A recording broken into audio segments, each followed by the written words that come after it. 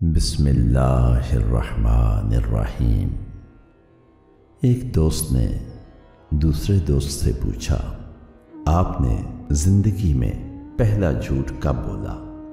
تو دوست نے جواب دیا، جس دن میں نے یہ اعلان کیا کہ میں ہمیشہ سچ بولتا ہوں۔ در حقیقت سچ اور جھوٹ ہماری زندگی میں کچھ اس طرح شیر و شکر ہو گئے ہیں کہ ان کو جدا کرنا مشکل سا ہو گیا ہے، اور کاذب ماحول میں صادق کی زندگی ایک کربلا سے کم نہیں۔ ہم اپنے بچوں کو سچ بولنے کی تلقین تو کرتے ہیں، مگر ساتھ ہی ان کو پریوں کی، جنات کی، شہزادوں اور بادشاہوں کی جھوٹی کہانیاں سناتے رہتے ہیں۔ بچے صداقت کا مفہوم کیا سمجھیں گے؟ ہمیں ضرور سوچنا ہوگا، اور ہمیں خود سچائی کا راستہ اختیار کر کے کسی سچے کو ماننا ہوگا، ڈھونڈنا ہوگا، اس تک پہنچنا ہوگا، کیونکہ صادق ملا تو سب صداقتیں مل گئیں۔ یاد رکھیے، صادق کا مخالف راستہ جھوٹ اور دھوکہ ہے، اس کے سوا کچھ بھی نہیں۔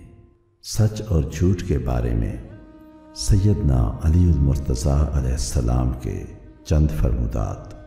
آپ علیہ السلام نے فرمایا، جھوٹا اور مردہ دونوں برابر ہیں، کیونکہ مردہ بول نہیں سکتا اور جھوٹے کا کلام کالعدم ہو جاتا ہے۔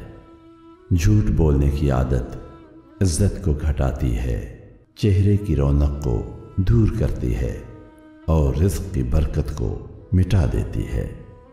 حیدر کرار علیہ السلام کا فرمان ہے، سچائی ہر لحظہ کامیابی کا سبب اور جھوٹ رسوائی کا باعث بنتا ہے۔ آپ علیہ السلام کا ارشاد ہے، گنگا ہونا جھوٹ بولنے سے بہتر ہے۔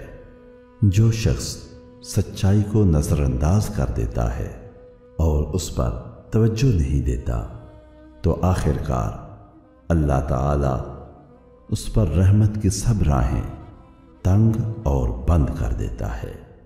اے اللہ، ہم سب کو سچ بولنے کی توفیق عطا فرما، بحق محمد و آل محمد، آمین۔